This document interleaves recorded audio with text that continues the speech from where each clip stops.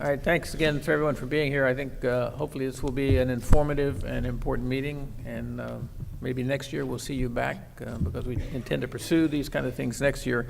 What I want to do is I want to introduce our first panel. As Pat mentioned this morning, the purpose of this panel was to look at the global perspectives on education of engineers. What we have asked these panelists to think about is the questions of recruiting and retaining students into engineering programs. And in addition to that, to provide us, they can, some perspective on the international influences that may be important in terms of how we arrange our curriculum and how we bring students in and how we keep students in. And so we have three panelists that are going to talk to us today. Let me do a brief introduction. Our first speaker will be Mike Murphy, Dr. Mike Murphy, who is currently the Director and Dean of the College of Engineering and Built Environment from the Dublin Institute of Technology. He flew in last night, will fly out tomorrow, so thank you. Our second speaker will be Mr. Bruce Ware. Bruce is the Chief of Engineering Management with the U.S. Army Corps of Engineers. And our last speaker will be Dr. Gary Bertoloni, Gary, who is the Dean of the College of Technology and a distinguished professor from Purdue University. So with that, let me start. Mike, let me give the floor to you. We need to get you up here.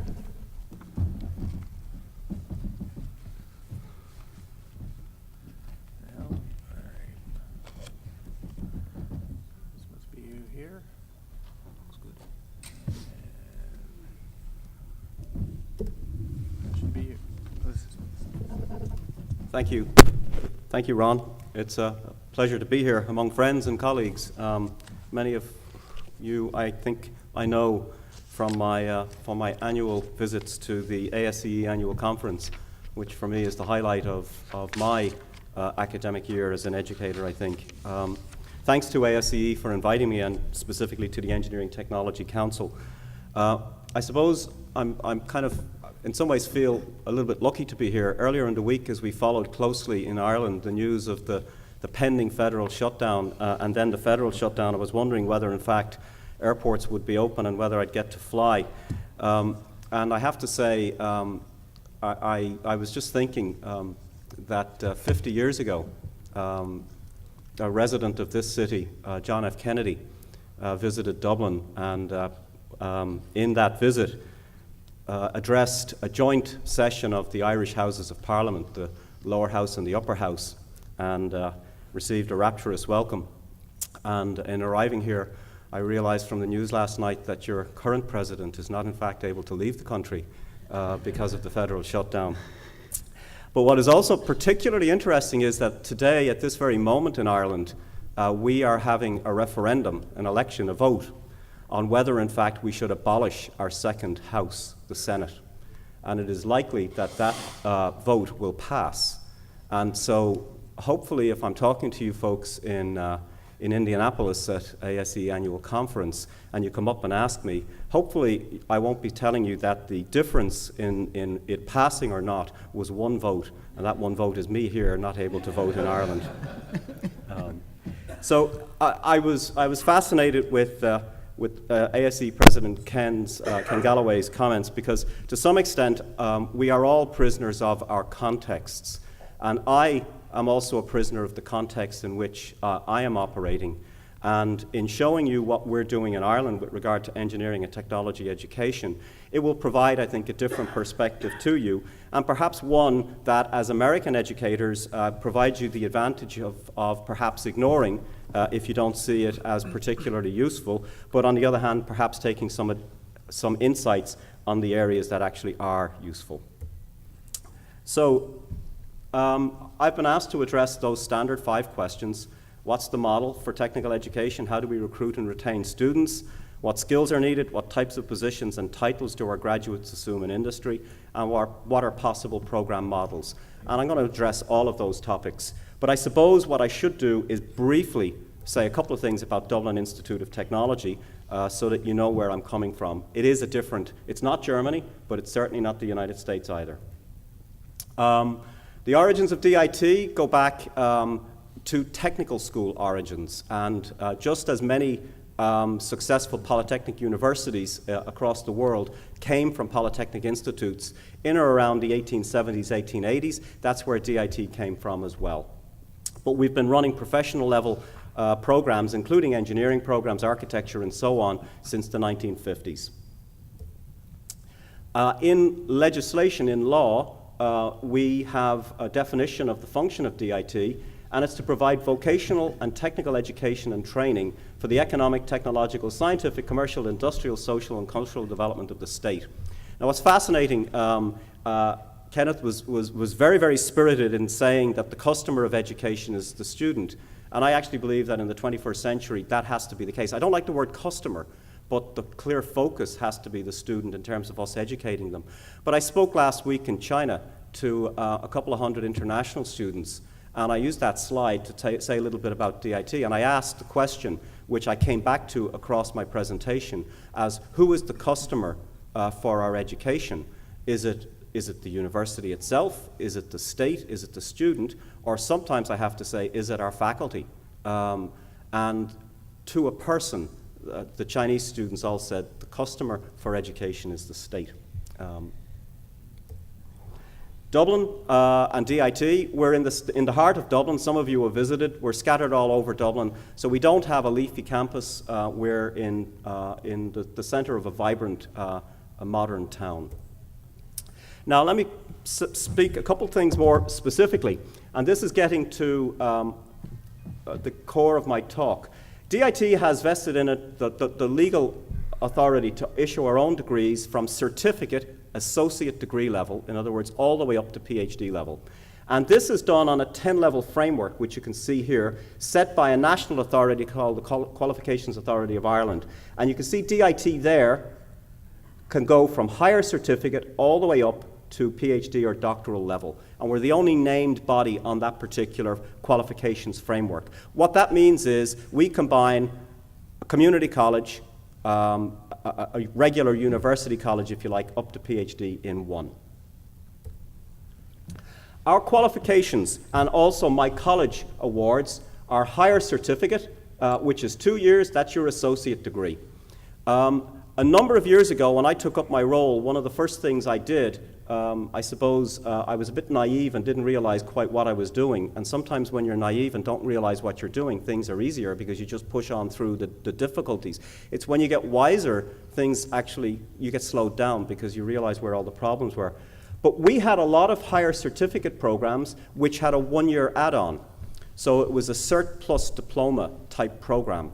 But we also had some that were in ab initio diploma programs. And I came in and said, let's scrap the certificate programs for the most part and make them all ab initio 3-year programs.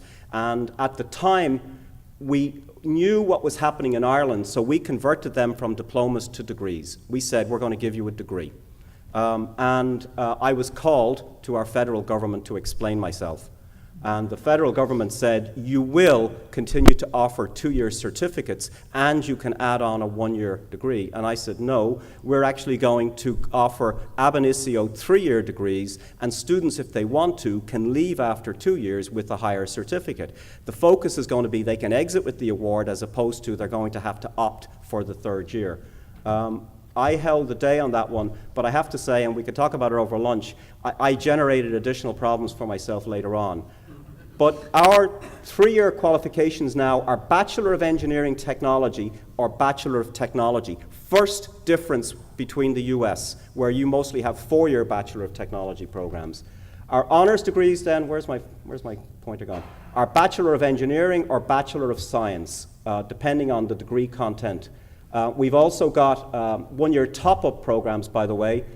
This is dying, this pointer. 1-year top-up programs for BSc. We've got your standard masters. They're typically 3 semesters, and we've got our typical 4 semesters. For those of you who have international collaboration or you're interested in the accreditation side of this, down at the bottom, our level 6 engineering certificates are recognized under the Dublin Accord for technician qualifications. Our level 7 engineering degrees are recognized under the Sydney Accord, and our level 8 engineering degrees are recognized under the accord signed here in Washington. Some of you may know that. So these are, within my college, our Bachelor of Engineering Technology programs. Now, the first thing I need you to look at is that the name for most of those is engineering. It's civil engineering, it's electrical and control engineering, it's electrical services engineering, it's mechanical engineering. They are not called mechanical engineering technology or electrical engineering technology. And there is an issue here with regard to a difference, I think, that your students see versus our students see. So our difference is in the name of the award, Bachelor of Engineering Technology. But the students, they believe, are signing on to a civil engineering degree program, albeit a 3-year program as opposed to a 4-year program. But of course, we have, and as I say there on the bottom, on completion, entry into the 3rd year of a professional 4-year degree program is possible. Again, alluded to earlier, your entry mechanisms into technology programs have typically come from feeder routes such as community colleges in a 2+2 arrangement. We've got that built in, and I'll show you in a moment. So many of our students complete the 3-year program and proceed on into the honors degree program. So there are my honors degree programs in engineering. So the thing to note there is the names are basically the same names for the most part. And also, most of those have a direct program at the 3-year level that connects into this program at the 4-year level. A couple of them are different. You'll see down there at the bottom, for example, transport technology. But there's a transport operations program at the 3-year level that the students will typically follow and then come on in here into this program. So, qualifications and how you get in. This comes to your ACTs or SATs. We have a standardized high school system with a standardized exam at the end of it called the Leaving Certificate Examination. It's a subject-based examination, and students in taking those examinations in typically 7 or 8 subjects, maths, physics, chemistry, art, music, French, it's history, geography. They can score a certain number of points in each subject. The key is they can do a higher level subject or they can do a lower level subject, and they amass a certain number of points. The maximum number of points you can get is 600. But for most of us in engineering education, we say if you want to get into an honors engineering 4-year program, you're going to need 2 higher level subjects, and one of them has to be maths. And that gets you into a Bachelor of Engineering or BE honors degree. And then from an accreditation perspective, we don't have ABET. Now I'm deadly, I've got a much stronger pointer. We don't have ABET, we've got Engineers Ireland as our accrediting body, but I sat writing some of the accreditation criteria, and we used ABET's accreditation criteria for some of ours. So you become a professional engineer through that route after a minimum of 3 years appropriate industry experience. For our 3-year programs, the minimum entry standard is essentially you can get in with no honor subjects. Now, nobody does. If you get in with no honor subjects, you're not qualified, you're not prepared enough. But the point I'm making is the entry standards into our 3-year programs are lower. So students come in, they're not worse students, they come in less prepared. And then we have this ladder mechanism. I'm a righty. We have this ladder mechanism that basically allows a student who completes a 3-year degree to work their way onto the 4-year degree, and they do that by moving into the 3rd year of the 4-year program, and then they do the 3rd and the 4th year. So it's effectively for them 5 years. And if they spend 5 years in DIT, they get a Bachelor of Engineering Technology and they get a Bachelor of Engineering. And this is a slide we use, by the way, for recruitment when we go out to schools. And we basically say that the engineering technology graduates, they apply engineering knowledge to put into operation the solutions proposed. And we say that the 4-year engineers, they create innovative and cost-effective solutions to engineering problems. I don't think there's any language there that you wouldn't be familiar with. I want to come back to that on my very last slide. If you look at my college, and my college is unique in Ireland, the universities only do 4-year degrees in engineering. Most other institutes of technology, and there are 14 institutes of technology in total, DIT is the biggest by far. Most of the other institutes of technology focus on 3-year and 2-year programs. But if you look at my graduates, this is graduation data, it's about 3 years old. for the two parts of my college, engineering and built environment, you'll see that the graduation numbers are dominated by 4-year and 3-year students.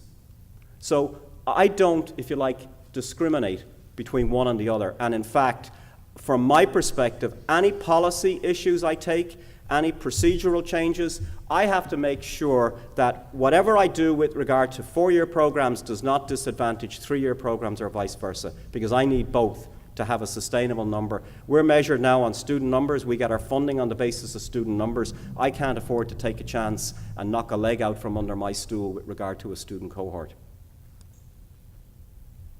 So, how do I recruit, retain, and graduate our students?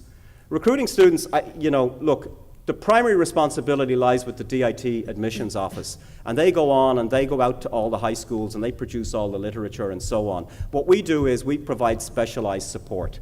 The focus of the admissions office is direct entry from high school.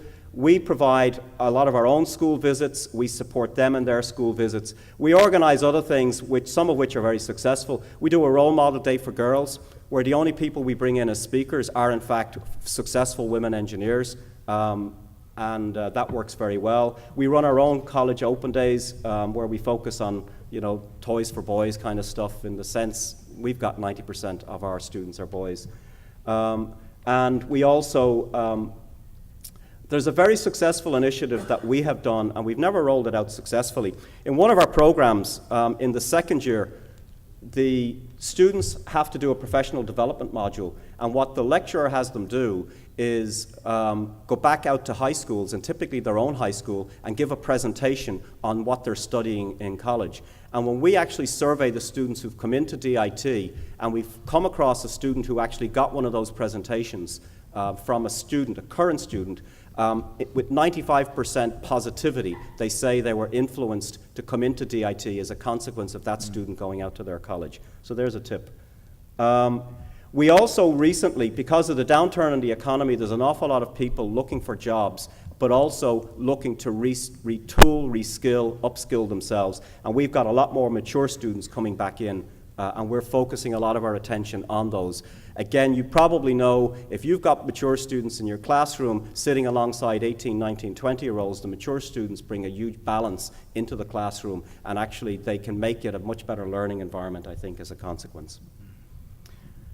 Student retention, there's a lot of words there. I just wanted to focus in on a couple of things. One is, and I'll show you in a second, we're doing a much better job at gathering data on what's actually happening in our programs, so we know where our problem programs are with regard to retention. We sometimes match that against the data we have on the academic preparation of the students, those leaving certificate scores that they had coming in. Maths is the critical issue, though. We continue to find that, and so we established a Maths Learning Support Centre. It's institute-wide, but it's all science and engineering benefits from it, and we've appointed people in to provide complete support for that, or full support. We run diagnostic tests of relevant math skills for incoming students. That is helping us tailor some of the work we do. And at my level, to close the loop on issues that we get through annual reports, we've got a College Quality Action Plan. And the College Quality Action Plan gathers up all the issues identified by faculty and students, feeds them into an action plan, and the action plan is either at institute level, at college level, at school level, or within the program. And then we try and make sure the schools report on that annually, so that effectively we're showing faculty and students that if there is an issue raised, we've got a way to come back to it. Our academic calendar is not an ideal calendar from an engineering technology perspective, and I want to show you in a second. So, we have a retention office, a DIT retention office, and they provide us these very interesting reports every year. And this is the first few rows of a report. It shows, for example, on the honors degree level, the total number of students, those who passed, those who were referred, in other words, they failed exams, and those who withdrew, and then what happened with the withdrawn or deferred people, and then the overall results in terms of those who proceeded or did not proceed. And you can see that the honors degree, the 4-year students, and this is engineering data, by the way, about 84% of them go through. Whereas the ordinary degree is the 3-year students. The 3-year students, only 70% of them go through. So we've got a significantly higher failure rate for our 3-year students. They come in less well prepared, we bring some of them up, but our attrition rate is higher. Many of our faculty say that's a good thing. The more that they fail, the more that fail show the quality of our program, right? You probably have that yourself. This is institute-wide data, all DIT, so there's art students, there's business students, there's tourism students and all in here. But this is the first year undergraduate full-time student failure rates. And what you can see is there was a shock to the system back about 6 years ago when the failure rate shot up. And in most cases, they kind of have leveled down, but except for the ordinary degree, which is that beautiful kind of, what color would that be, lavender? Lavender color, we've got a step change, kind of a Gibbs step change function here. What happened there in 2006, 2007? We introduced modularization and semesterization. And our semester went, if you like, our academic year went from approximately 30 to 32 weeks of teaching in the year. We broke it down into 2 13-week semesters of teaching, one of them a review week, so 2 12-week semesters delivering content, followed by 2 weeks of assessment at the end of each. And the reality is our BEng Tech students have not managed to thrive in that particular academic year environment. And one of my failures as a dean has been to convince the institute that that needs to change. And in my view, I'll say this here with no DIT person here, we are discriminating against our BEng Tech students, our level 7 students. They come in less prepared, and we're putting them into an academic calendar that they are clearly, the data is irrefutable, they're struggling with. Okay, now I want to move on to where the students are going. First destination reports. There's a national survey of students that is conducted typically 6 months after the students have left their college. And the surveys are done by the colleges themselves. So DIT conducts first destination report or a survey and then reports on it for DIT students. Very short and simple report. I'm going to focus on 3 years of data, 2011, 2010, and 2012, the last 3 years that we have data for.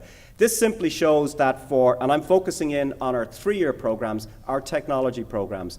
This is simply showing, I'm sorry, I think I'm using your pointer too much. This shows that the response rate for our programs in terms of students reporting is typically above 80%. Therefore, the data are reliable in terms of what students are saying. It really asks 3 very simple questions. Are you in employment? If so, tell us what job you're doing. Are you in further study? If so, tell us what you're studying. Or are you seeking work? Have you taken yourself out from seeking work, or are you otherwise indisposed? So, this gets to the heart, I think, of technology versus engineering from where I sit. This is the percentage of our engineering technology graduates who went on to further study. And you'll see that across my BEng Tech programs, for the last 3 years, more than 60% of our students go on to further study. When I look to see what programs they're going on to further study in, no surprises. They are overwhelmingly going into the direct follow-on honors degree program. So the majority of graduates transferred onto the related 4-year degree. Where an option was available, some chose a 1-year add-on BSc degree, and a small percentage chose to study in another university. There's always been a tradition of students going to Scotland, Irish students going to Scotland to study, for example. What you can see there, by the way, is that as the economy was worse in 2010, a higher percentage of students continued on to further study. No surprises. I mean, to say there's no jobs out there, you hide. Where do you hide? You hide in college. As the economy gets better, more students actually go out. So now if we look at it from the perspective of the job market then, this shows you the percentages, and you can see the percentages are lower. We're down at 25% in 2012. The percentage of our engineering technology graduates who went into the job market. And the economy has gotten better each of the last 3 years, And with it, correlated directly, more students are actually going into the workplace. So that's fine, all of that works. However, though, there is a philosophical question. From the government perspective, they see our 3-year degrees as industry-ready degrees. We are supposed to educate people to be industry-ready. But 2/3 of them, minimum, are coming in to study for the 4-year program. They're continuing on. So why are we educating all of our students in career-oriented roles if, in fact, 2/3 of them are going to continue into not higher education, but onto the higher engineering degree? There's a question there. And the data with regard to those who could not find a job, did not want to study further, etc., is a little bit noisier. So I'm not going to focus on that. What skills are needed? What I'd like to show you, which you could argue with me, doesn't quite apply. When I was doing my Ph.D. in Stevens Institute of Technology in Hoboken, my advisor used to say to me, "Michael, you heard the story of the drunk under the lamppost?" And I always said, no. Of course, I'd heard it every 2 weeks for the years I was doing my Ph.D. So the drunk under the lamppost story was very simple. You know, a guy walking home one night and he sees a drunk crawling around under the lamppost. He says to the drunk, "Why are you crawling under the lamppost?" And the drunk says, "I lost my keys." "Oh, you lost them here?" No, I lost them over there." "Well, why are you looking here?" "Well, it's brighter here." So I want to give you some data with regard to a national survey which I participated in, where we published our results a couple of years ago. And the survey was for all level 8 engineering graduates from institutes of technology who graduated between 2000 and 2008. So a very large sample of students who mostly had engineering degrees. There were a few architectural technologists crept in, there were a few construction management people crept in, but mostly 4-year engineering graduates. Now, you might say, well, hold on a minute, Mike, you've been talking only about 3-year BEng Tech students, so your students don't apply to this. That's true, but 2/3 of my students moved across and actually finished the 4-year program as well, so I do think there's some relevance here in terms of this. In this survey, we surveyed all of the graduates from level 8 programs in institutes of technology, and then from there we gleaned who their employers were, and then we went after the employers as well. So we were talking to graduated students, and we were talking to employers with respect to those graduated students. First of all, graduates. We asked them, do you feel that your education adequately prepared you for the role required by your first job? That's the first column over here. And 83% of them said yes. Now, from the perspective of a college of technology, a college of engineering technology, the fact that there's 17% saying no would be a worry. I mean, to say, what did we do if 17%, 1 out of 6, are saying, no, you didn't actually prepare me for my first job? Graduates were asked to what extent they agreed with the statement, my education prepared me for a fulfilling career. And again, about 80% of them said yes, they agreed with that statement. Now we looked at the employers, and the employers were asked to what extent they agreed with the statement, to the best of your knowledge, how prepared were the level 8 engineering graduates for their first job in your organization in terms of their technical engineering or in terms of their practical engineering, their problem solving, their non-technical generic skills, their attitude and their commercial awareness. And you can see that for the most part on the technical engineering and the practical engineering, well in excess of 80% were either prepared or well prepared. But when you move down to non-technical generic skills, you're starting to see now you're at 12% well prepared, 52% prepared, and a higher percentage of underprepared. And commercial awareness, again, employers saying from a commercial awareness perspective, almost 2/3 of students simply didn't meet the mark. They were underprepared or completely unprepared in that regard. So we could sit back and say, well, that's good. We know we prepare people technically quite well, but it actually tells us that in some of these other areas, such as problem solving, rational thinking, and the transferable skills, mostly in communication, our students are not as well prepared as they should be. But we know that, don't we? I mean to say, we've had enough reports telling us this. For us, we're saying to our faculty, well, this is the employers telling us it. Jump back to the graduates. Graduates were asked, how important have the following skills been to you in your career? Now, the kind of lime green is essential, the blue is somewhat relevant. Critical thinking and analytical skills were identified by graduates as the highest essential skill that they need.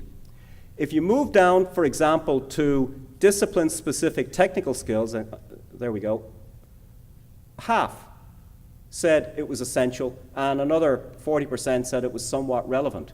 So for the graduates going out and working, their discipline-specific technical skills do not feature anywhere near as high from an essential perspective as critical thinking, oral communication, team working skills, interpersonal skills, written communication, learning to learn, and so on.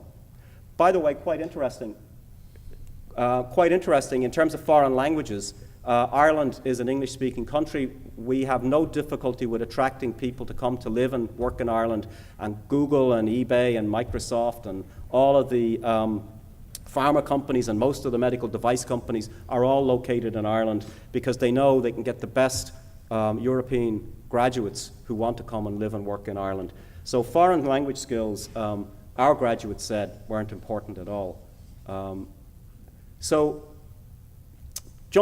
Take that last one, which was what the graduates were saying, and now transfer it to what the employers were saying with regard to skills. So this is on the x-axis, the independent axis, it's the percentage of employer respondents with, who said a skill was essential or relevant. So in other words, with respect to the level 8 engineering graduates in your organization, please indicate your own views on the relative importance of the skills to your organization and your organization's satisfaction with the attainment level of that skill. And on the vertical axis, it's the, how do I read this? You can read that better than me. Percentage of employer respondents who said they were very satisfied or satisfied. So anything below the slope of 1 shows that the employer said it was more expensive and your graduates weren't as good as they should be in it. And you can just about see the line there. And what's below the line? Written communication, oral communication, interpersonal, teamwork, critical and analytical thinking. And up at the very highest level, but close enough that we're not particularly worried about it, was technical engineering. So employers are really saying, they're agreeing with the graduates. You know, you're doing okay on the technical side, but you actually got to give them more critical thinking and more transferable communication skills. Industry positions and titles. I just look quickly at mechanical engineering technology and electrical services engineering, our 3-year programs in those 2 areas. I'm not going to focus on this. That's a slide in our promotional material when we're telling students, why don't you come in and do our 3-year program? That's what we tell them you can do. And this is what the students actually did. In the first destination reports, when they tell us what type of job they have in industry, these are the titles that they're giving us. So mechanical engineer, production engineer, quality technologist, manufacturing technologist. So there's 2 for 2 there, the use of the word technologist and engineer. Technician creeps in, but the key thing, design team creeps in. There is no pattern. There is no pattern. They occupy whatever jobs they get in companies, whatever jobs that the company employs them to actually go into. And their employment fields underscore that as well. Their employment fields, even as mechanical engineers, are across a wide area. This is for the electrical services engineering. Again, a much broader set. And again, it's technician, it's engineer, it's technologist, it's inspector, it's estimator, it's draftsperson, a huge range of programs. You can say, to take the positives from this, our graduates are finding roles, a huge variety of roles out there. On my final slide, this issue of technology versus engineering was one that perhaps 6 or 7 or 8 years ago I was completely unaware of from the perspective of the US perspective on this, and engaging with colleagues such as in Purdue University gave me a focus on technology versus engineering. And Over the last few years, I've been involved in trying to understand more about engineers and how we educate them and how we should be educating them and how they situate themselves and how they identify themselves as engineers, as opposed to, say, how doctors identify themselves as doctors. And I've just completed a chapter for a book coming out by Springer on engineering identities, where I explored what it means to have engineering as an identity. And for this, one of the things I did was to survey many of our final year 4-year students in engineering, and also surveyed many of our final year 3-year students in engineering. So they're not people who have gone out, but there are people who are about to go out, and in fact, they've already finished with us now. And the key findings were that when we asked engineers what they saw as key characteristics, the only thing we could distill from this that was consistent across disciplines was that engineers see themselves as designers. It wasn't clear that they understood what a designer was, but they used designer as the label to kind of describe what they were going to be as engineers. Engineering technologists had a much harder time, the BEng Tech students, in describing what they were going to do. And practical implementer were probably the phrase that I took from that.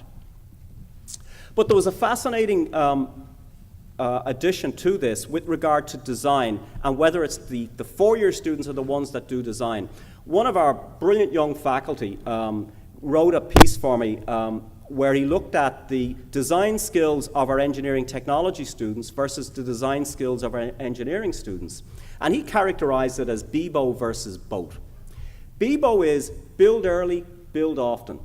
And in a robot sumo project, a module on robot sumo, to design a robot that's going to push other robots off the table, the engineering technology students invariably jumped in and started building and then refined their design and built again, refined their design and built again. And they were always hands-on, building, tested, try and do something different. The 4-year students, they did a BOAT approach, typically, these are generalizations. They built it once after thinking. So they'd sit there and they'd talk about it, and they'd go around the table, the design team, and then they'd actually build it once. And they tended to stick with that design. It might get some modifications, but they tended to stick that way. And I think there's something quite interesting there in terms of the approaches that the two sets of students take. And it's not easy to say that one is better than the other. If you go to the Stanford Design Lab, they kind of insist on the BEBO approach for their design students, by the way.